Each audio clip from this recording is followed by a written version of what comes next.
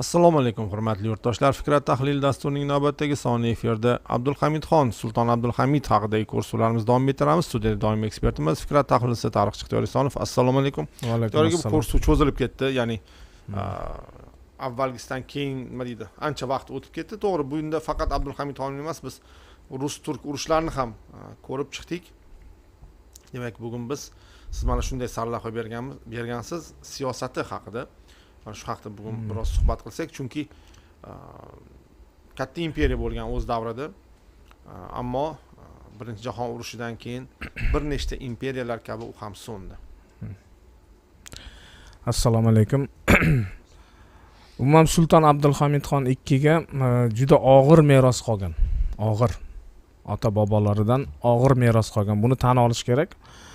Bundan tashqari mustamlakachi G'arbning iqtisodiy bosimi, o'sha Angliya, Fransiya, butun Yevropadagi saltanatlarning Usmonliga bo'lgan bosimi, iqtisodiy bosimi, saltanatning iqtisodiy oyoqqa turishi, tiklanishi va taraqqiyotiga mutlaqo imkon qoldirmayotgan edi.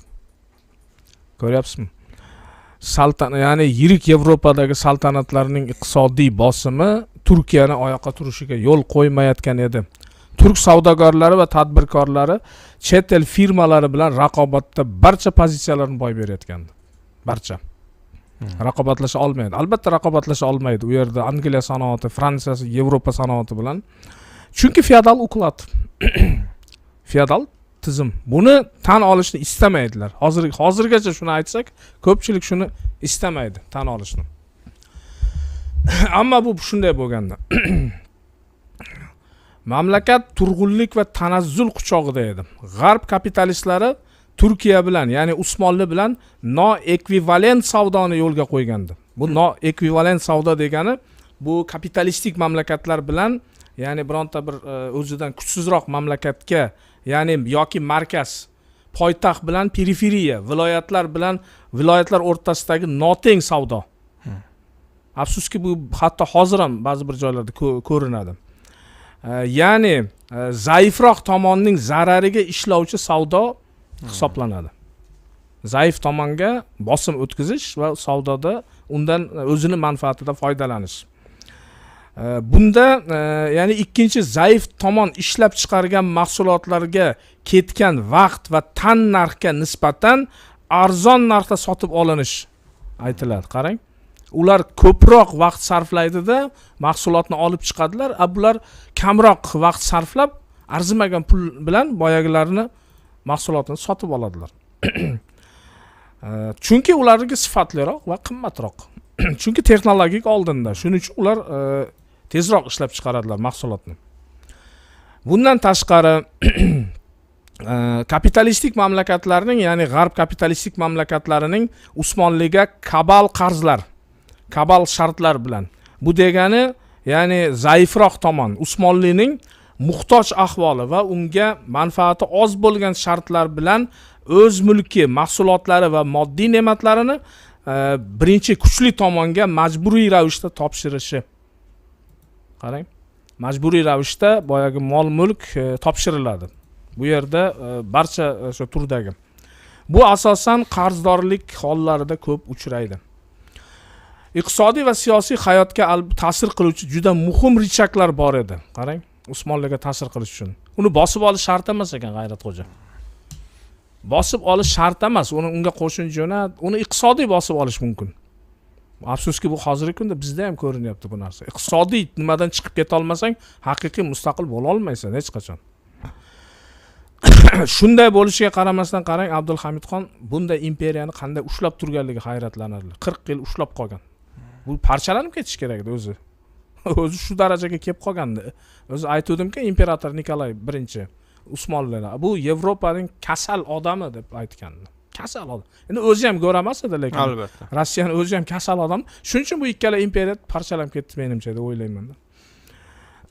Bundan tashqari bank turli xil, masalan, banklar yoki Usmonlining imperiya banki, eng katta banki, asosiy milliy banki bo'lib, pul bosmasi, ya'ni pechati va emissiyasiga javob beruvchi bank hisoblanar. yirik turk zamindor boylariga va sanoatchi boylariga, shuningdek asli turk bo'lmagan boshqa millatdagi savdogarlar, alban, kurd, cherkes va boshqalarga tayanar edi. Chunki ular ham taraqqiy qilishni xohlar edi. Shuning uchun zamonaviy turklarga nima qilishni xohlardi ular. Mana shundan ko'proq foyda bo'lishini bilardi bu banklar. Usmoniylar saltanati taraqqiyotida Yevropadan orqada qolib ketganligi albatta bu rost edi. Mamlakat hali ham agrar mamlakat bo'lib, iqtisodiyoti asosan qishloq xo'jaligiga tayanar edi. Agrar mamlakat qoloq bo'ladi baribir. Industrial mamlakat bo'lmagandan keyin ularga majbur bo'lasan ko'p narsani berishga. Ammo qishloq xo'jaligi ham nihoyatda tushkun ahvolda edi. Bu xuddi mana Gollandiya bilan ba'zi bir katta mamlakatlarni taqqoslashadi-ku, hozirgi kunda ham. Kichkinagina Gollandiya butun Yevropani boqadi, katta mamlakatlar o'zini ham boqa olmaydi. Usmoniya ham xuddi Usmonlar ham o'sha davrda mana shunday ahvolda edi. Agrar soha ham juda ham tushkunlikka tushgan. Turk dehqonlari orasida hatto shunday gaplar yurardiki, hosilning bir qismi nobud bo'lsa, yana bir qismini sovuq uradi. Qolgan qismini qushlar yeb ketadi. Agar Alloh xohlasa, menga ham biroz qolishi mumkin derkanlar. Ahvol chatoq bo'lganda. Butun saltanatda birorta dehqon topilmasdiki, kamomadi bo'lmasa, hayrat qo'ydi. Ko'pchilik dehqonlarning qarzlari hatto 3 yillik hosil oldindan 3 yillik hali olinmagan hosil urushlar bo'ldi.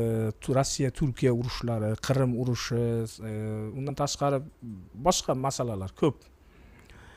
Iqtisodiy inqirozga tabiiyki siyosiy inqirozlar ham jo'r bo'ladi, ming afsuski. Bolqon xalqlarining bu yoqdagi isyoni, bu yoqda armanlar, kurdlar muammolari, Rossiya Turkiya urushlari mamlakat iqtisodini borgan sari yemirib bormoqda edi. 1879-yilda Usmoniylar saltanati o'zini bankrot deb e'lon qildi. Buni o'tgan ko'rsatuvda aytib o'tgandim. Turkiya o'zining eng daromadli sohalari bo'lmish tamaki, tuz monopoliyalarini, gerb solig'ini va Marmar va Bosfordagi baliqchilikdan olinadigan soliqni, Istanbul, Edirne, Bursa va boshqa yirik shaharlardagi ipak mato savdosidan keladigan daromadlarini ham aynan mana shu qarzlarni yopishga ishlatishga majbur bo'ladi. Usmonlining iqtisodi Yevropaning qudratli mamlakatlari Angliya, Fransiya, Avstriya, Vengriya, Italiya kabi saltanatlarga qarz edi. Natijada Turkiya hududlarida Yevropaning banklari endi kirib keladi. Ochiqdan ochiq surbetlarcha. Qarz bo'lgandan keyin kirib keladi. Masalan, Lion Kredit banki, Salonik banki, Saloniki Gretsiya, Olmon Falastin banki kabi o'nlab chet el banklari ochila boshladi Turkiyada. Abdulhamidxon davrida. Mahalliy aholi bu banklardan kredit olar va avtomatik chet el banklariga qarzdor bo'lib qolardi. Aytayapman-ku, iqtisodiy bosib olishni boshladi. Bir vaqtning o'zida G'arb, Yevropa saltanatlari Usmonlini siyosiy jihatdan ham qaram ahvolga solib qo'ygan edi. 1883-yilda Turkiyaga Germaniyadan harbiy missiya keladi. Bundan Bismarck foydalanishni reja qildi. Qarang, Turkiyaning og'ir ahvolidan kelajakda bu Germaniyaning siyosiy sherigi bo'lishini Bismarck oldindan aytgan edi.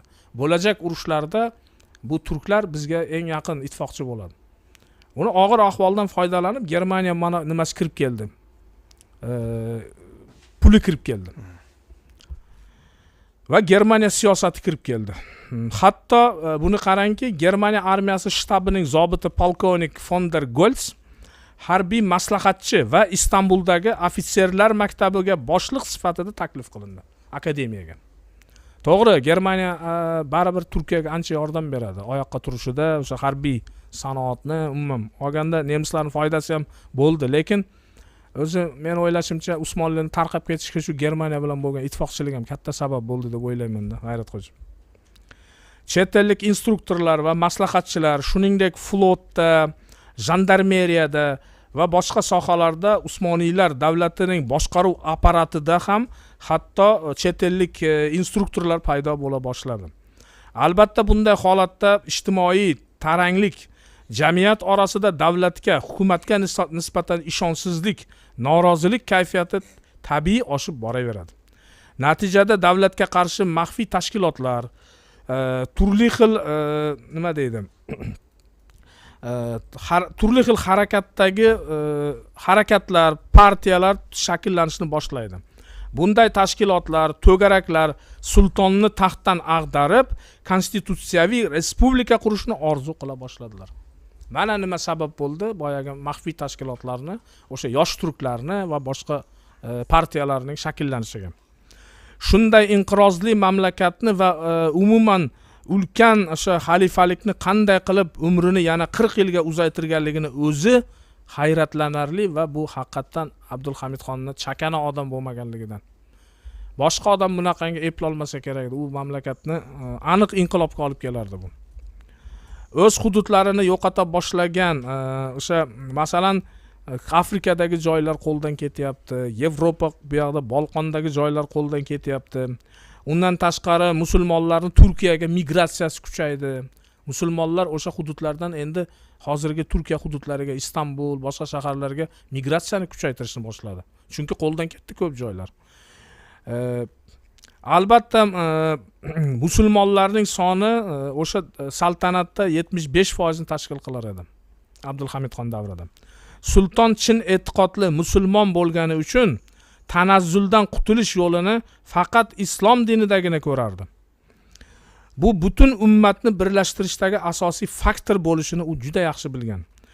1800-yillardan, ya'ni o'sha Abdulhamidxon taxtga kelmasdan bobolari davrida buyuk fransuz inqilobidan so'ng Yevropada milliy harakatlar ko'lami kengayib ketganligini Abdulhamidxon yaxshi bilardi. Panslavizm, pangermanizm kabi o'sha franklar, ya'ni fransuzlarning buyukligi, ingliz buyukligi kabi millatchilik harakatlari, millatchilik g'oyalarini da'vo qila boshladilar yevropaliklar. Mana nima uchun bu muammolar kelib chiqdi. Buyuk fransuz inqilobining ta'siri natijasida Yevropada millatchilik g'oyalari kuchayib ketdi. Ammo Usmoniylar saltanati bunday g'oya atrofida birlasha olmasdi. Ya'ni panturkizm g'oyasi ostida. Chunki bu musulmon mamlakatlari yuzlab musulmon xalqlarini o'zida birlashtirgan ulkan bir saltanat edi. Bunda qanday qilib faqat Turkiya panturkizmni rivojlantirish mumkin? Bu yerda arablar bor, boshqa xalqlar tiqilib yotibdi. Shuning uchun Sulton Abdulhamidxon albatta diniy faktorni birinchi o'ringa qo'yadi.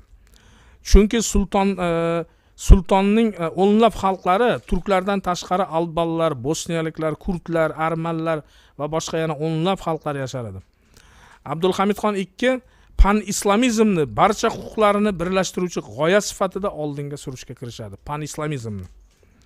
Bu g'oya atrofida nafaqat saltanat ichidagi, balki tashqaridagi musulmonlarni birlashtirish rejasi ham bor edi. Butun dunyodagi musulmonlarni birlashtirmoqchi edi Abdulhamidxon. Abdulhamidxon II butun musulmon olamining rasmiy boshlig'i, ya'ni 99-xalifa ham hisoblanar va unga ma'nan haqli edi. Haqiqatan haqli edi, chunki u xalifa edi butun islom dunyosini. Ammo islom dunyosini quruq gap bilan birlashtirib bo'lmasdi. Hozir ham bo'lmaydi quruq gap bilan. U foydasi yo'q. Quruq gap bilan voh qilgan bilan hech kim Falastinga yordam bermaydi. Buning uchun amaliy o'sha musulmonlarning amaliy birlashishi zarur bu yerda. Abdulhamidxon II buni yaxshi bilardi. Shuning uchun u islom olamining muqaddas shaharlari Makka va Madinani saltanatning qolgan hududlari bilan birlashtirishni, ya'ni texnologik transport logistikasini jadallashtirish kerakligini tushunadi. Makka, Madina Usmonlining qo'lida, lekin unga boradigan odam qiyin. Bir 3-4 oylab yurish kerak. Ya'ni logistika yo'q, yo'l, temir yo'l yo'q. Avtomobil hali. Lekin dunyoda temir yo'l rivojlanib bo'ldi o'sha davrda. Allaqachon Yevropa kirib hamma yog'i tarmoq o'rab olgan. Angliya, hatto Rossiya ham, hatto Turkistongacha tortib kelyapti temir yo'l. Abdulhamidxon tushundiki, mana shu masalada qarang, Makka va Madinaga, ulug' buyuk shaharlarga, muqaddas shaharlarga musulmonlarni tezroq yetkizdirish bu qanchalik ma'nan o'sha nimaga ega bo'lishi mumkinligini tushundi Abdulhamidxon. Siyosiy jihatdan ham bu to'g'ri qaror edi. Natijada Abdulhamidxonning buyrug'i bilan Damashqni Hijoz bilan tutashtiruvchi, ya'ni hozirgi Suriya poytaxti Damashqni Arabistondagi Makka va Madina muqaddas shaharlar bilan tutashtirish uchun ulug' bir temir yo'l loyihasini ishlab chiqiladi. Rasmlari bor edi Nurbek. Hijoz bilan o'sha Makkaning yo'li xaritada ham bor, ham rasmlari ham bor. Va mana shu temir yo'l magistralini qurilishiga buyruq beradi. Albatta bundan oldin Bag'dod temir yo'l, endi bu haqda ham mayli aytib o'tamiz. Germaniyaning yordamida, Germaniya Fransiyaning yordamida Bag'dod temir yo'l uzili ham qurilgan. Mana bu o'sha Hijozga qurilayotgan yo'l. Nimadan Damashqdan Hijozgacha, Makkagacha. Musulmonlarni haj va umra qilishlari uchun qulaylik tug'dirishdan niyat qilgan edi Abdulhamidxon. Bu g'oya Istanbulda allaqachon pishib yetgandi, ammo iqtisodiy moliyaviy inqiroz loyihaning ishga tushishiga xalaqit berayotgandi. Sulton Abdulhamidxon temir yo'l qurilishi uchun butun dunyo musulmonlariga murojaat qilib chiqadi. Ya'ni ehson, nazr niyoz va shu yo'lga ishlatiladi, ya'ni barcha pullar musulmonlarni o'zini halol puli bilan mana shu temir yo'lni quramiz, hech qanaqangi kredit, boshqa narsa olinmaydi g'arbdan degan ma'noda musulmonlarga murojaat qildi va musulmonlar ham labbay deb javob berdi. Butun dunyodan, butun kerak bo'lsa bizdan ham hatto o'sha Usmonliga mana shunday pullar, ehson pullari keta boshladi, aynan mana shu temir yo'lni qurilishi uchun. Bu qurilish haj va umra qiluvchilarning marshruti ilgarigi 40 kun ketgan ekanda, Damashqdan o'sha Makka Madinaga. Bunday olib qarasa uzoq emas. Bugungi ko'z bilan qarasangiz, mana shu yergacha kelish kerak. 40 kunlik vaqt ketgan ekan. Tuyalar, suvsizlik, yo'lda. Bugungi bu 2 soatlik yo'l. Ha? Samolyotda. Bo'lsa 2 soat. Shunday 2 soatlik yo'l. Natijada mana shu yo'lni Abdulhamidxonning loyihasi, ya'ni Abdulhamidxonning o'zi rejasi bilan bor yo'g'i 3-4 kun, uzog'i bilan 5 kunga tushirishga qaror qilinadi. Qarang. 8 barobarga qisqartiradi yo'lni. Tabiiyki temir yo'l qurilishi bu nihoyatda o'sha ko'p nimani talab qiluvchi, nima deydi, ilm talab qiluvchi soha. Usmoniylarda esa bunday mutaxassislar kam edi. Hayratxo'ja. Endi universitetlar bo'lmagandan keyin bor edi, endi juda ham zaifda. Mutaxassis kerakda baribir yaxshi o'sha qurilish ishlariga, injenerlar. Abdulhamidxon bu masalada baribir o'sha o'zining siyosiy sheriklari o'sha Germaniyaga va boshqa davlatlardan mutaxassislarni chaqirtirishga majbur bo'ladi. U o'zining borgan sari bo'y ko'rsatayotgan ittifoqchisi Germaniya imperiyasiga murojaat qiladi va olmonlar o'z vakillarini Istanbulga yuboradilar. Texnik ishlarga Olmaniyadan kelgan mutaxassislar rahbarlik qiladilar. Va uning qo'lida mana shu temir yo'l qurilishida 34 ta mutaxassis temir yo'l qurilishi muhandislari loyiha ustida ishlaydilar. Ammo ularning 20 ga yaqini turklarning o'zlari edi, ya'ni Usmoniylarning saltanatidan chiqqan vakillar edi. Umumiy hisobda bu ulkan, ya'ni grandiozni qurilishga asosan askarlardan iborat bo'lgan 7000 dan oshiq odam jalb qilinadi. Mana ko'ryapsizmi? Demak, bu reja Damashqdan Madinagacha, Makka Madinagacha. Bu reja, o'sha imperiyaning mana nimasi.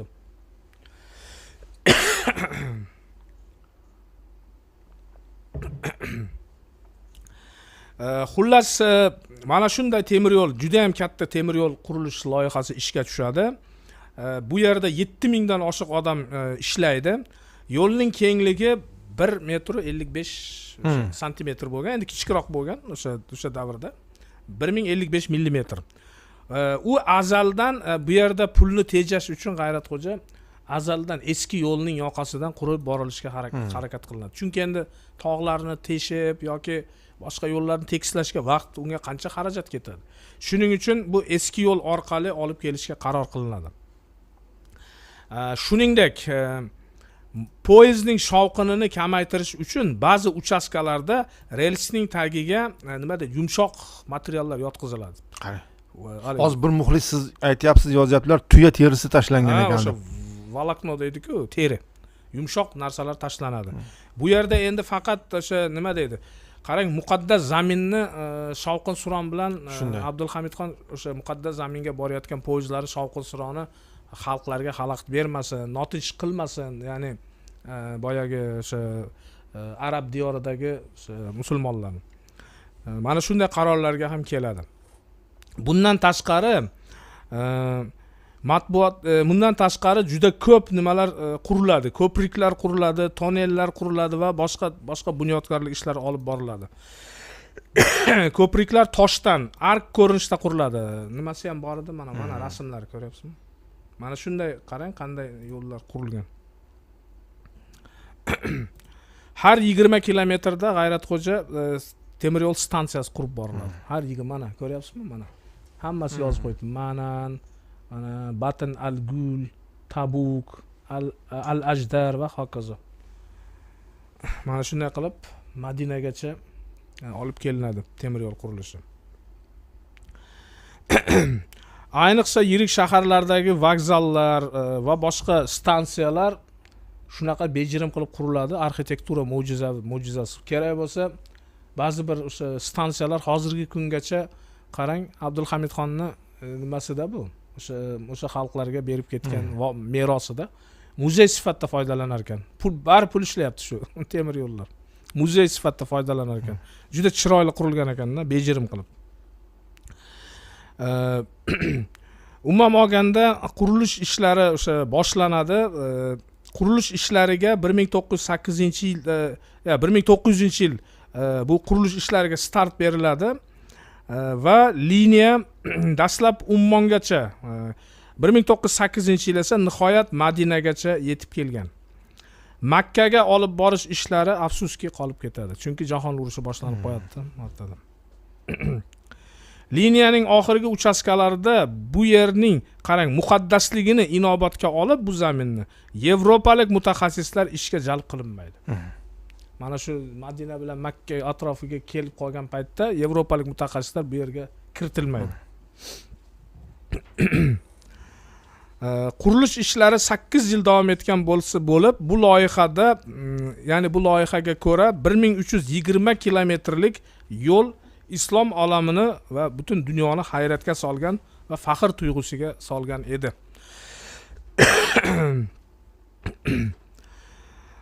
Yo'l qurilishi mashaqqatli bo'lgan. Relyef, iqlim omillari ta'sirida issiq va suvsizlik quruvchilarni nihoyatda qiynagan bo'lsa-da, bu ishga ular jon jahdi bilan kirishadilar. Yo'llarda skvajinalar, quduqlar qaziydilar. Bundan tashqari, G'ayratxo'ja bu endi aytmasak bo'lmaydi, ba'zi bir johil badaviy qabilalarni ham qurilish ishlariga xalaqit berishiga ular kurashadilar. Johillik. Ya'ni o'sha yerdagilar bunga qarshi ham kurashgan. Mana shu yerda arab badaviylari, ba'zi bir qabilalar bularga hujum qiladi, xalaqit berishga xizmat qiladi. Va Istanbul mana shu johillarni o'sha qurilishga xalaqit bermaslik uchun alohida boshqa kuchlarni ham jalb qilishga majbur bo'ladi. Bu fakt, tarix bu. Aslida yaxshilik qilinyapti, aslida. Sen unga temir yo'l qurib beryapsan. U afsarlar senga hujum qiladi. Endi bu johillikda. Endi balki u xalqlarni ham ayblab bo'lmas, balki ular ham bu yo'llar yana bizga bosqin olib keladi deb qo'rqqanmi, nima bo'lgan? Bilib bo'lmaydi-da. Temir yo'lning qurilishi bu hududlardagi infratuzilmaning va iqtisodiy holatning ham yaxshilanishiga va ravnaqiga sabab bo'ldi. 1914-yilda Damashq Madina va Madina Damashq tuda обратно deydi-ku. Mana shunday borib kelish. Mana shunday reys qo'yildi. Haftasiga 3 ta reys qo'yiladi. To'xtovsiz yurilsa, poyezdlar, mana shu poyezdlar musulmonlarni Hijozga va orqaga Damashqqa bor yo'g'i 72 soat ichida yetkazib borar edi. Ammo endi o'sha davrdagi muhitni hisobga olib, juda ko'p to'xtashlarga sabab bo'lganligi uchun reyslar 5 kunga cho'ziladi. Ammo bu 8 barobar qisqartirgan edi yo'lni. Qarang. Endi haj qiluvchilar soni oldingidan bir necha 10 barobarga oshib ketdi. Mana islom olamiga qanchalik foyda keltirgan Sulton Abdulhamidxon. 10 barobar oshib ketdi. Oldingiday endi qiynalmaydi odamlar. Damashqqa kelishadi, o'sha yerdan poyezdga o'tirib to'g'ri Madinaga borishadi. Haqiqatda san'at asari qarang. San'at mana Rim akveduklariga o'xshatib qurgan qarang. Ko'prik Rim akvedukiga o'xshaydi. Aynan. Arka sifatida. Bu haqiqatan ham san'at asariday qurilgan edi. Afsuski mana shu poyezd yo'lini ishga tushishini, ya'ni bu temir yo'lning g'oyasi, egasi Ulug' Sulton o'sha Abdulhamidxon II aynan temir yo'lning ishga tushirilgan yili taxtdan yosh turklar tomonidan ag'darib tashlangan. Qarang. Qancha mehnat singan edi. Mana Damashqdagi vokzallarni qarang. Muzey. Ixtiyor aka, bu menimcha bu hozir yo'g'on bo'lib ketgandir bu. Mana Suriya urushidan keyin. Bilmayman, lekin buni aniq nimasi menimcha turibdi hali ham. Bormikan? Bor. Chunki Suriya deyarli davlatchiligini yo'qotdi. Yo'q, bo'lish kerak. Bu vokzallar menimcha turibdi. Qanday chiroyli qurilgan. Ha, juda go'zal. Bitta bu emas, juda ko'p stansiyalar shunaqa chiroyli qurilgan ekan. Qani hammasi, mana biz aytamizki, Toshkent metrosi bu nafaqat metro, u san'at asari. Ha, mana davrda shunday qurilgan ekan. G'ayratxo'ja aytaman, mana rus bosqinchilari bizga kelgan, to'g'ri. Lekin ular qurgan nimalarni asrashimiz kerak. Chunki bu o'zimizga san'at asarlari. Bunda yoshlar o'sha uy, mana skverdagi uylarni qarang. Yo, bu o'zimizniki, asosiysi. O'zimizniki. Agar ularniki bo'lsa boshqa masala. Bu bizniki, bizning mulkimiz. Shunday. Bu bizning mulkimiz, bizni toshlardan qilingan. Bizni nimalardan, loydan, bizni suvdan qilingan nimada. Tamam, bizning mulkimizmi bo'ldi? Shunday. Ammo u bosqinchiniki ekanda uni buzib tashlash, bu ahmoqgarchilikdan boshqa narsa emas. Ming afsus, ana shuna qancha nimalarni saqlab qola olmadik, noyob meroslarni. Bu tarix bu. Kim kelsa ham u o'zi bilan baribir madaniy meros olib keladi. Kim bo'lishdan qat'iy o'zini chiqarib yuborish kerak, qolganini olib qolish kerak, albatta. Birinchi jahon urushining natijasida boyagi reyslar endi dastlab pala-partish amalga oshiriladi va keyin butunlay to'xtaydi. Jangovar harakatlar. Deyarli bu temir yo'l ishlamadi, bunday hisob o'ylab qarasa. Va 1918-yil Mudros sulhidan so'ng temir yo'l Britaniya mandati, ya'ni tashkil etildi-ku yerlarda. Asosan Fransiya mandati, Britaniya mandati. Ana ular buni buzib sotib yuborishdi. Bu yerda endi o'sha boyagi arab qabilalarining ham roli bor. Ular boyagi metalolomga topshirib yuboradi. Qancha azob bilan qurilganda bu. Ming afsuski, Hayfadagi vokzal. Ha, mana. Ba'zi bir joylar hozirgacha chirib yotibdi, bemalol cho'lning o'rtasida poyezdlarni ko'rish mumkin. O'sha davrdan qolib ketgan. Bu ham bir muzey sifatida. Albatta bu yo'lni keyinchalik arablar tiklamoqchi ham bo'ldi. Masalan, 1955-yilda Suriya, Iordaniya va Saudiya Arabistoni bu yo'lni tiklash haqidagi muzokaralarni boshlaydilar. Ammo bu ham o'sha qolib ketdi. Iordaniyadagi poyezd. Hozir muzey sifatida. Mana turibdi hali ham Iordaniyada. 1978-yilda aynan o'sha yo'ldan 1435 ya'ni 1 metr 435 millimetr, ya'ni kengroq. Demak, kengaytirildi. 1,5 metrga, kengroq temir yo'l liniyasini o'tkazish nimasi loyihasi ishlab chiqildi o'sha paytda. Ammo bu gaplar faqat qog'ozda qolib ketdi. Faqat Saudiya Arabistoni mana hozir yaqinda 2018-yil endi Arabiston pul ko'payib ketgan. Texnologik hozir yuqori nimalarga ega. 2018-yilda Makka va Madinani ulovchi yuqori tezlikdagi temir yo'l magistralini qurib ishga tushirdilar. Ammo boyagi yo'l yo'q hali ham. O'sha Damashqdan Madinaga keladigan yo'l uzib tashlangan. Endi Bag'dod temir yo'li haqida gapirsak, bu ham Sulton Abdulhamidxon davrida eng katta loyihalardan edi, butun Yevropada ham va dunyoda ham. Bag'dod temir yo'l loyihasi ancha oldinroq bo'lgan. U hatto hali Abdulhamidxon tug'ilmagan davrlarda 1829-1831-yillarda O'rta Yer dengizini Fors ko'rfazi bilan tutashtirish loyihasini inglizlar qarang kallasi ishlaganini. O'rta Yer dengizini Forsga qo'shib yuborsak oson bo'ladi bularni mustamlaka qilish deb o'ylaganda bular. Ingliz polkovniki Francis Chesney tomonidan mana shu loyiha yangraydi dastlab. 1872-yilda Olmon injeneri germaniyalik Wilhelm von Pressel Rumeli temir yo'l kompaniyasining direktori ham bo'lgan bu odam. Usmoniylar uchun bu yo'l nafaqat iqtisodiy, balki harbiy siyosiy strategik ahamiyatga ega ekanligini Turkiyaga, mana shu turk hukumatiga shu loyihani beradi. 1877-yilda Haydar Poshsho Izmit temir yo'l liniyasi yotqizildi. Ammo moliyaviy qiyinchilik bu loyihani Germaniyaning Deutsche Bank va Deutsche Bankka berishga majbur bo'ldi turklar. Chunki moliyaviy ahvol og'irda, boya aytdik-ku. Juda og'ir ahvol va Deutsche Bank Anqaragacha quriladigan yo'l huquqini sotib oladi. Ya'ni Istanbul, Anqara. 1899-yilda Germaniya imperatori Wilhelm II Istanbulga davlat tashrifi bilan keladi. Hozir bu haqda ham gaplashamiz. Va Deutsche Bank rahbari Georg von Siemens Konya Bag'dod yo'nalishi bo'yicha temir yo'l liniyasini qurilishiga ruxsat oladi. Albatta Sulton Abdulhamidxon ruxsat beradi. Ammo yo'l faqat Germaniyaning va Turkiyaning sarmoyasi bilangina emas, balki Fransiya kompaniyalarining hamkorligida ham quriladi. Kompaniya nomi ham hatto fransuzcha bo'lgan ekan o'sha paytda. 1899-yilning 6-mayidan fransuz kapitali ham qurilish ishlariga jalb qilinadi. Bu yo'lning umumiy uzunligi 1597 kilometr edi. Ya'ni Konyadan Bag'dodgacha. Tabiiyki yo'l Berlin Bag'dodni ham keyinchalik ulaydi. Va bu yerdan Germaniyaning manfaatlari va Usmonlining ham manfaatlari o'sha ishlaydi, manfaatlari uchun ishlaydi. Bu juda katta nima edi. Germaniya bilan yaqinlashish boshlandi G'ayratxo'ja. Sirli va Turkiya uchun bilmadim, bu qanchalik manfaatli bo'ldi. Buni endi tarixchilar mana hatto oddiy odamlar ham, o'sha tarixni yaxshi bilmaydigan odamlar ham bundan o'ziga xulosa chiqarish kerak. Birinchidan Turkiyani Germaniya bilan yaqinlashishi uning birinchi navbatda halokatiga ham sabab bo'lgan. Ya'ni saltanatni. Lekin ikkinchi tarafi ham bor. Hozirgi Turkiyaning oyoqqa turishida Germaniyaning roli ham katta, buni bilasiz. Bunisi ham bor. Bu yog'i ham bor. U yog'i ham, bu yog'i ham bor. Sulton Abdulhamidxon ayniqsa o'sha biz bu haqda ko'rsatuvlarni hali yakunlamadik, adashmasam, yana bitta ko'rsatuvimiz bor. Otto von Bismarck, G'ayratxo'ja. Germaniyaning o'sha mashhur eng buyuk kansleri.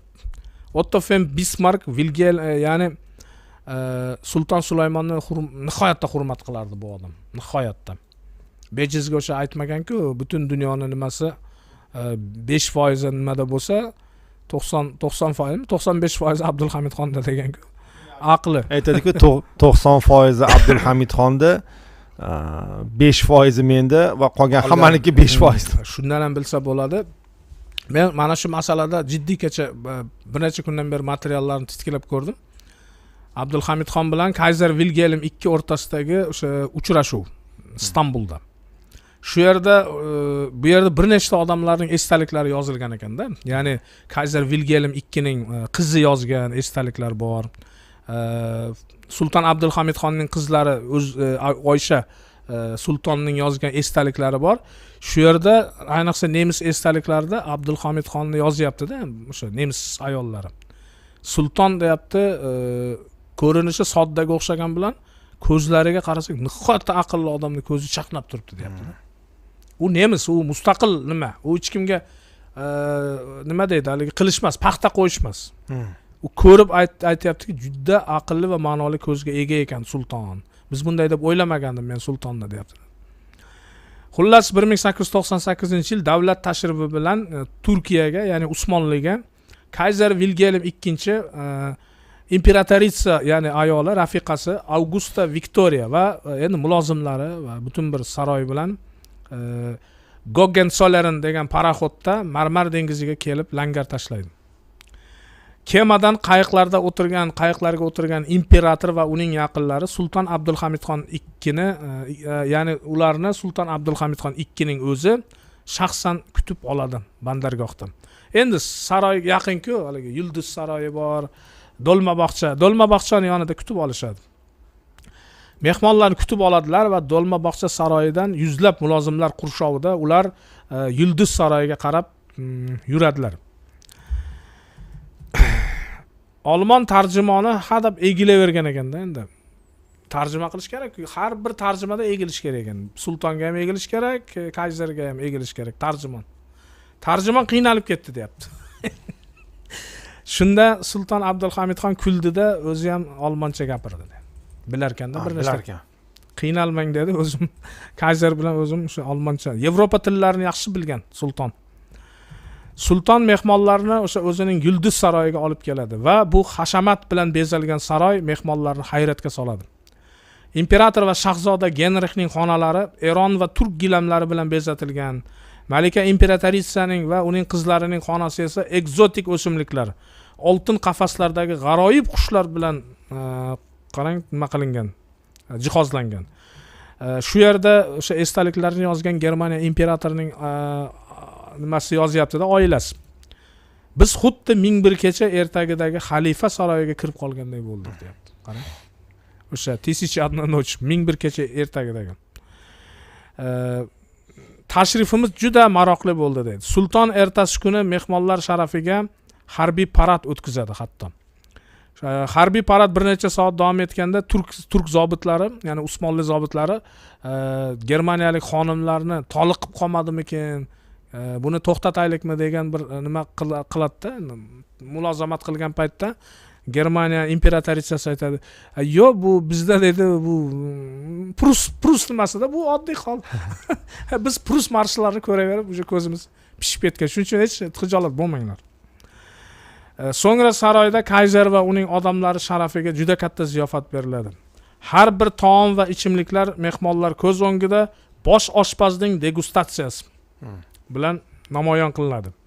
Menyu ro'yxati shunaqa uzun ediki, uni o'qib tugata olmasdik deyapti. Nima? O'sha voqealarni yozgan guvoh. Suhbatlar soatlab davom etadi. Hammasidan ham qiyini boyagi seremoniya nima deydi haligi?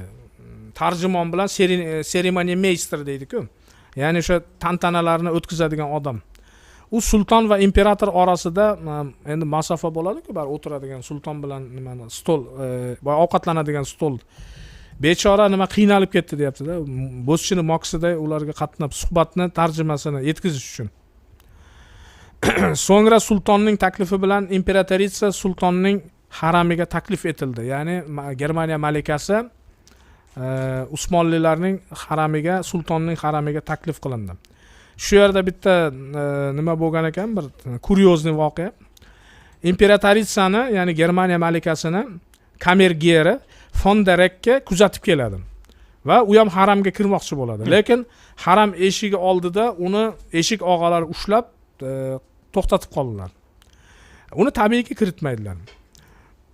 Ular sultonning xotillari va qizlari bilan boyagi Germaniya malikasi albatta uchrashadi. Bu yerda ham juda yaxshi esdaliklar bor ekan. Endi men cho'zib o'tirmayman. Ular qahvalar ichadilar, keyin raqqosalarning raqslari, turk kuylari ya'ni Germaniya malikasida juda yaxshi taassurotlar qoldiradi. Sulton Germaniya malikasiga juda qimmat sovg'a-salomlar berdiradi. Biroq malikaning bir odati bor edi, Germaniya malikasining hech kimdan sovg'a olmas ekan. Mutlaqo. Buni endi o'ziga shunaqangi bir prinsip. Bu bironta odamdan, begona odamdan, o'sha imperator eridan tashqari birontasidan sovg'a olmaydigan odati bor ekan. Sulton nihoyatda qimmatbaho haligi bo'yinga taqadigan nima, ajireliya deydi. Nima deydi o'zbekchasi? Taqinchoq. Taqinchoq. Nihoyatda qimmat brilliantlar bilan nima qilingan sovg'a qiladi-da. Shunda malika olmayman deydi, rad qiladi. Keyin uni endi hamma endi aytayapti-da, bo'lmaydi bu, endi sharq bu, bu yerda olmasangiz xafa bo'ladi. Va nihoyat ishga graf von Radovitz, ya'ni diplomat aralashdi va malikani bir amallab bu sovg'ani olish kerakligi, bu turk etiketiga to'g'ri kelmasligini aytadi. Olmasangiz yomon. Yo'q, yaxshi bo'lmaydi yo'q. O'zi bekor keldikmi bu yoqqa? Olish kerak. Aytadi-ku, kenayi bu muhim. Bu muhim. Va malika zo'rg'a boyagi nimani oladida, shu nima von Radovitzning gapidan keyin. Undan tashqari sulton Germaniyadan kelgan ayol mehmonlarga alohida ko'rgazma tashkil qiladi. Bu ko'rgazmada Usmonlidan kelgan barcha noyob nimalar qo'yiladi-da, vistovka. Gilamdan tortib endi hamma narsa bor bu yerda. Va shu yerdan xohlagan qimmatbaho narsalaringizni tanlab olib ketishga ruxsat bergan ekan. Sovg'a salom. Bu yerda ham yana o'sha ayollar endi Germaniya imperatoritsasi rahbar-ku ularga shu olmanglar hech narsa deydi. Yana kelib iltimos qilishadi, olmasangiz bo'lmaydi. Bir narsa olib ketish kerak. Mayli, eng arzon narsalarni olamiz desak, yo'q, u bo'lmaydi. Unda yana sulton xafa bo'ladi. Eng qimmatini olishlaring kerak. Hatto grafina Keller ham xuddi imperatorica kabi bunday sovg'alarni olmaslik haqida aytganida unga ham yotig'i bilan tushuntiradilar. Shunda nemis xonimlari ba'zi bir sovg'alarni olishga majbur bo'ladi. Endi majbur qilishganda. Bergandan keyin olasan, endi iloji yo'q. Germaniya umuman juda o'sha ittifoq ana shundan boshlandi. Germaniya Turkiya ittifoqi mana hozirgacha bu ittifoq davom etyapti. Germaniya imperatori ham Istanbulga sovg'a sifatida ajoyib favvorani taqdim etdi. Bu biz Turkiya Istanbul haqida ko'rsatuvda aytib o'tgandik. Bu favvora Alman arxitektori Schmidt tomonidan ishlab chiqilgan va qurilish arxitektori Schöll tomonidan amalga oshirilgan. Neo-Vizantiya uslubida qurilgan bu fontan, ya'ni favvora 1900-yilning 1-sentyabrida Sulton Abdulhamidxonning tug'ilgan kuni, yubileyi kuni ochilishi kerak edi. Biroq favvoraning qurilishi biroz cho'zilgani uchun u oradan 1 yildan keyin, ya'ni 1901-yilning 27-yanvarida qurib bitkaziladi va Turkiyaga, ya'ni Istanbulga sovg'a qilinadi. Albatta Istanbulga borsak bu fontanni ko'rmasak bo'lmaydi. Borib ko'rishimiz kerak. Ya'ni Germaniyani imperatorining sovg'asi Turkiyaga. Endi tashqi siyosatda Usmoniylar saltanatini Germaniya bilan aloqalari tabiiyki kimga yoqmaydi, G'ayratxo'ja? Angliya, Fransiya, Rossiyaga albatta yoqmaydi. Yoqmaydi-da, u Germaniya bilan ularning siyosiy raqobatchisi bilan, bo'lg'usi siyosiy raqibi bilan Usmonli yaqinlashyapti. Va afsuski tashqi siyosatda Usmoniylar saltanatini yomonotlik qilish kampaniyasi ham zo'r berib boshlanadi. Ayniqsa armanlar qirg'ini haqida gapirib o'tmasak bo'lmaydi. Mana boyagi fontan, mana shu. Mana shu agar Istanbuldagilar bo'lsa, bu fontanni bilsalar kerak, favvorani. Shu Germaniya imperatori Vilhelmning sovg'asi, ikkinchini. Bu yerda yana ularning tug'ilgan nima deydi? Germaniya nimasi bor, mana ko'ryapsiz. Va bu yerda Abdulhamidxon. Demak bu muhrlari, pechat. Muhrlari. Demak, kayzerning muhri va sultonning muhri. Va bu o'sha fontanning yuqori qismiga qo'yilgan ekan. Qo'yil. Gumbazning tagiga. Yaxshi. Lekin Turkiya shuni. Bu deylik podshohlikdan qolgan narsada buzib tashlamagan. Yo'q, qarang. Hammasini asrab qolgan. Bo'lmasa, Mustafa Kamol Otaturk davrida siyosat o'zgarganda, bu eskilik sarqiti demagan. Mana bolsheviklar qancha narsani yo'q qilib yubordi. Tekislab tashladi. Bu yerda qarang, bu hammasi bizning tariximiz deb hammasini mana olib qo'ygan. Shunday. Saqlab qolgan. Ajoyib. Fontanning o'zi ham ajoyib. Juda go'zal. Shu Neo-Vizantiya uslubida qurilgan. Qoyil. Endi qandaydir provokatsiya uyushtirish kerak edi, G'ayratxo'ja. Abdulhamidxonni yomon ko'rsatish uchun va umuman Abdulhamidxonni ag'darib tashlash rejalari tuzila boshlaydi. Bu qaysar odam ekan deyapti-da. Bu bizni aytganni qilmaydi ekan deydi. Xo'p deydi, qilmaydi. Bari o'zini bilgandan qolmaydigan qaysar odam. Ya'ni to'g'ri-da, har qanday hukmdor o'zini uyida axir sulton. Sulton-da u. Uni qanday sen uni yo'lga sola olasan? U qo'g'irchoq emas-da bu odam. Afsuski tashqi siyosatda ana shu Usmoniylarni yomonotlik qilish kampaniyasiga zo'r berildi. Armanlar qirg'inining kelib chiqishi juda jumboqli-da, G'ayratxo'ja. Bu yerda katta provokatsiyalar bor-da, yashiringan orqasida. Uni Yevropada Hamid qirg'ini deb tarixga kiritadilar. Ataylab. Jahon tarixi bu qirg'inni 3 epizod bilan ajratib ko'rsatadi. Birinchisi Sasun qirg'ini, ikkinchisi Istanbuldagi qirg'in va uchinchisi Van ko'li atrofidagi qirg'in. Ammo bu qirg'inlar haqida bugungacha turli xil bahs va munozaralar haligacha tugagani yo'q.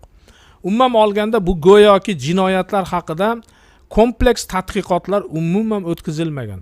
Yo'q kompleks tadqiqot. Shuning uchun bu aniq bo'lmagan, endi bari bo'lgan u yerda armanlar qirg'ini bo'lgan.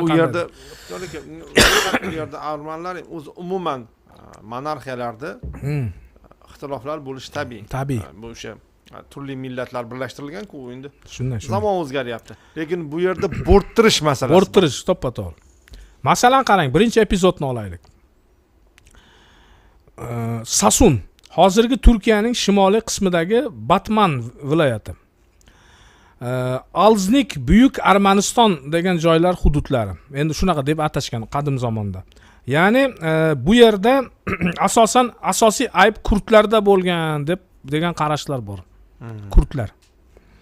Chunki kurdlarni bilasiz, jangari, unaqangi bo'ysunmas bir urushqoq xalq. Kurdlar armanlar ustiga doimo bosqinlar uyushtirgan va ulardan 2 hissalik soliqni undirmoqchi bo'lishgan. Kurdlar. Armanlarni ezib tashlaganda u yerda bostirib bor qizini o'g'irlab ketadi. Soliq haligi nimasi hosilini yig'ib ketadi. Xullas, yaxshi ishlar bo'lmaganda xullas. Armanlar ustiga bosqinlar qilgan, 2 hissalik soliqlar undirgan. Natijada albatta arman millatchi tashkilotlari paydo bo'lgan. Endi ularda ham ayb bor. Masalan, Ginchak degan arman millatchi partiyasi shakllangan. Va ular arman jamoalarini isyonga ko'tarishga harakat qilganlar. ya'ni sultonga qarshi isyonga ko'tarish kerak. Armanlarning Talvarik degan qishlog'ida odamlar qurollanib kurdlarga qarshi zarba beradilar. Ana shu qirg'in shundan boshlanadi. Kurdlarni bostirib kelgan kurdlarni qirib tashlaydilar armanlar. O'rab oladida, otib, o'ldirib, pichoqlab. Natijada endi isyon kelib chiqdi. Butun bir katta 2-3 ta qishloq isyonga turdi. Bu viloyat hokimi uni bostirish kerakmi axir? Yo bostirmaslik kerakmi? Aytib kelyapti 2-3 ta qishlog'ingda janjal, urush, otishma bo'lyapti desa, Bitlis viloyati hokimi ham balki xato qilgandir, balki o'sha aqli noqis siyosatni yaxshi bilmaydigan hokimlarni ham qo'yish kerak emas o'zi aslida. Butun davlatga zarar. Butun davlatga zarar. O'sha Hasan Teskin degani, o'sha Bitlis hokimi general Zaki Pashsho boshchiligidagi butun bir armiya korpusini jazo otryadi sifatida kurdlarga yordam bilan boy armanlarga qarshi jo'natadi. Bostirib keldilar. Bu sultondan balki so'ramagandir, balki bilmaymiz-da endi u. Endi arman tarixchilar Muxul sultonni ayblaydi, lekin bu yerda. Xullas jazo otryadi boradida o'sha janjal qirg'inga aylanib ketadi. Qarshilik ko'rsatadi. Armanlar albatta salkam 1 oylik janglar bo'ladi bu yerda. Va natijada armanlarning 2 ta qishlog'i, Shenik va Semal degan qishloqlar butunlay yoqib yuboriladi. 3000 kishi qirib tashlanadi. Omon qolgan armanlar tog'larga qochadilar. G'arb tarixchilari va arman millatchilarining aytishlaricha, Sulton Abdulhamidxon II o'sha general Zaki Poshshoni shaxsan taqdirlagan ekan degan gaplari bor. Endi bu lekin aniq tasdiqlanmagan. Yo'q, agar aniq bo'lganda hujjatlari bo'lardi. Albatta.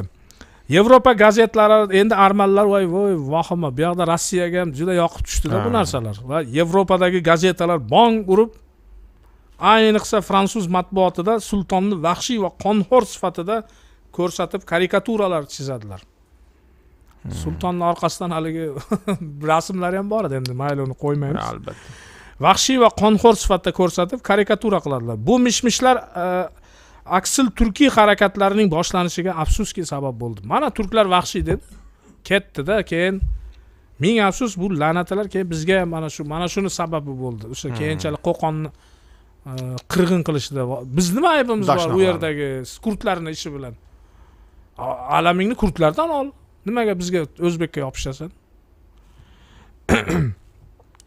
Asli Bayburt, ya'ni Turkiyaning shimoliy sharqilik o'sha shaharlik bo'lgan Armani Kirker Manus Abaji Gulgulyan familiyani qarang. Gulgulyan 1899-yilning 29-aprelida Turkiya grajdani, ya'ni vatandoshi Hasan Batan Miliya o'g'lini Simferopolda, ya'ni Qrimda otib o'ldiradi.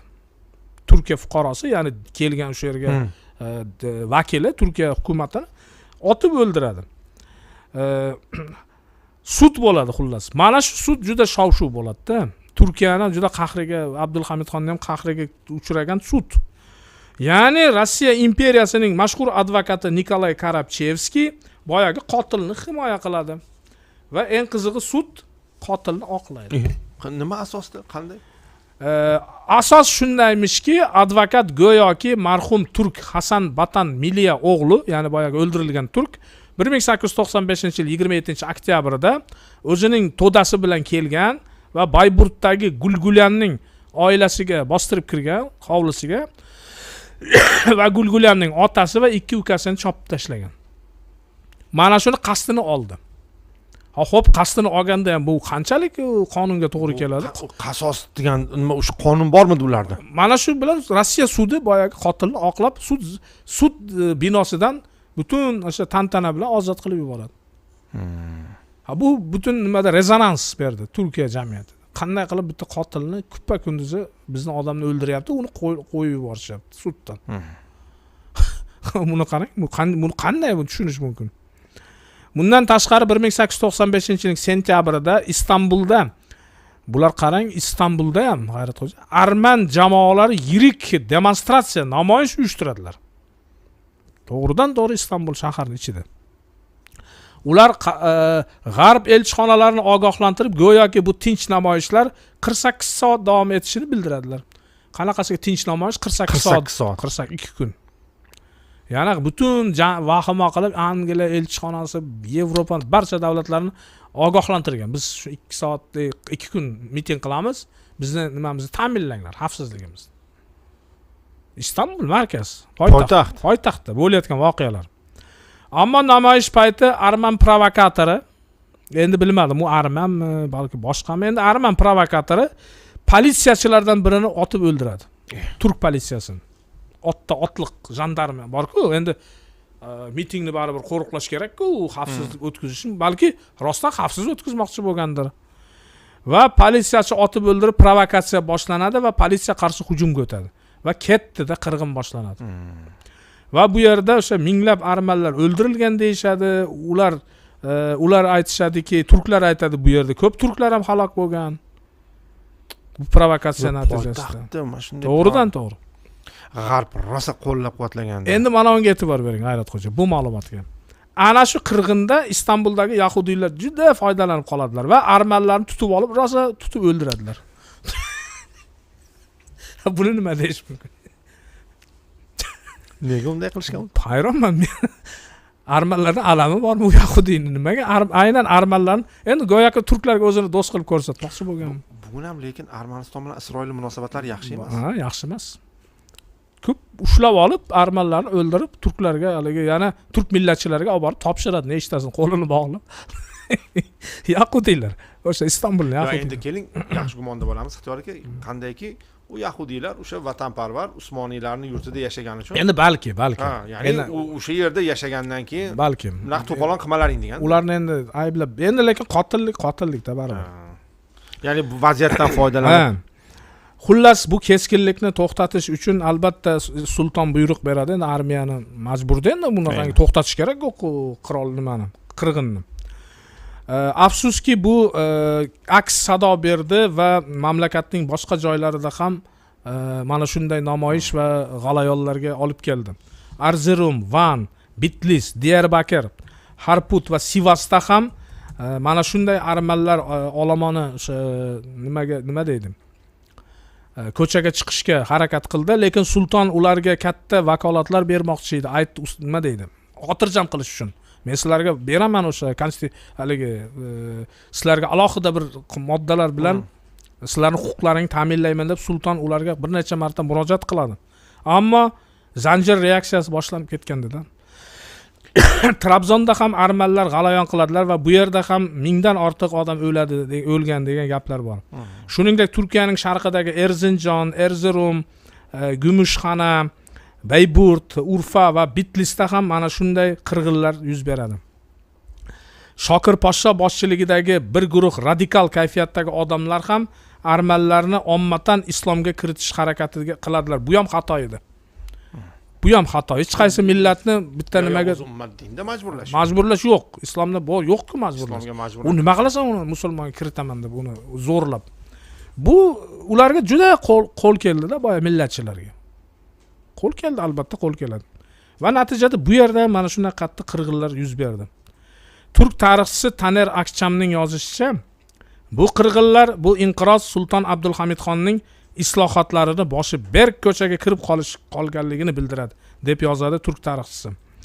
Britaniya hukumati bosh vaziri William Gladstone islamofob chiqishlarini o'sha paytda juda avj oldirib yubordi Britaniya parlamentida. Bu rosa bularga berdi-da. Butun Yevropa parlamentlari mana dedi. Mana o'sha Abdulhamidxon u xullas bular dedi odam bo'lmaydi, bularni faqat bular vahshiy, bular faqat xalqlarni o'ldirishdan boshqa narsani bilmaydi. Xuddi shu 105 ming yildan beri bular o'ldirayotganday. Yashab kelyapti, necha yuz yildan beri hech kim tinch edi. William Gladstone mana shu o'sha Turkiyani juda qattiq ayblov kampaniyasini boshlab yuboradi. Hatto nima deydi deng, G'ayratxo'ja? Intervensiya boshlashimiz kerak butun Yevropa. Demak, Ixtiyor aka, bilasizmi, bu yerda bu ko'p provokatsiya ekanligi aniq. Chunki shuncha vaqt yashab kelayotgan armanlar, yahudiylar, turklar, kurdlar, bolgarlar, bosniyalik hammasi birdaniga demak ularning moliyaviy albatta bu yerda tinch yashab, hattoki ulardan vazirlar bo'lgan. Shunday. Va yo'q, qanday qilib 500-700 yil yashagan Usmonlar. Bo'lmagan-ku shu paytda masalan janjal. Mana siz bilan ko'rsatuvda buni o'zingiz aytgan edingiz. Mana yaqinda bir mahallani ko'rsatishdi televideniya orqali. Va Istanbuldagi mahalla aytishyaptiki, Bilasizlarmi, bu mahalla kimlarga tegishli? Kimlarga? Yahudiylarga. Yaxshi. Bu yahudiylar bu yerga qayerdan kelishgan desa, buni o'sha vaqtdagi sulton Ispaniyadan olib kelgan. Yodingizdami? 1496-yildagi o'sha yahudiylarni qirg'ini Ispaniyadagi. Birinchi nima? Birinchi 94mi? Birinchi 90 yo 1494 yo 96-yillardagi. Ya'ni Sulaymon davrida, ya'ni sulton Sulaymon olib kelgan ekan ularni qani. Ya'ni qayerga olib kelyapti? Poytaxtga olib kelyapti. Istanbulga olib kelyapti. Va u yerda ularga pul to'lab olib kelgan. Aynan. Ispanlardan. Yahudiylarni qutqarib qolgan bu Usmoniylar. Shunday. O'sha vaqtda aynan bu haqda alohida ko'rsatib qo'yaylik. Xitoyga, ya'ni aynan ba'zi bir yahudiylar o'sha davrda bizga ham kelib qolgan. Buxoroga. Shunday Buxoro. Yo'q, bu bekorga emas. Bo'lmasa Yevropalarni qirib yuboryapti. Qirib yuborardi. O'zi bunday tarixini olib qaraylik, nuqul Yevropa qirgan ularni. Shunday. Mana o'sha 1000-yillardan boshlangan o'sha deyarli 11-asrlardan bu Boltiq bo'yida. Bu Polshada, Rossiyada, Ispaniyada, Fransiya, Germaniya, Angliya hammasida yahudiylar va shuni 15-asrning oxiridagi mana shunday qirg'in, Ispaniyadagi qirg'indan Sulaymon, ya'ni Sulton Sulaymon asrab qolib, ularni Istanbulga ko'chirib olib kelgan ekan. Mana bu Usmoniylarning bag'rikengligi. Xitoyga endi bizga ajratilgan, hozirga ajratilgan vaqt yakunlandi. Demak, ko'rsatuvning ikkinchi qismida davom ettiramiz. Nurbek, demak, ko'rsatuvning albatta ikkinchi qismi va orasi uzoq bo'lmasligi kerak. Tayyor material, biz buni o'tkazishimiz kerak. Xitoyga sizga kattakon rahmat. Kelgusi ko'rsatuvda ko'rishguncha salomat bo'ling. Hurmatli muxlislar, hozir matematika haqida ajoyib ko'rsatuvimiz bor. Agar kim xavfsizlik masalasiga qiziqsa, kriptografiya masalalariga qiziqsa, marhamat. Ular uchun olimlarimiz bilan ajoyib suhbat bo'ladi. Salomat bo'linglar. Xayr.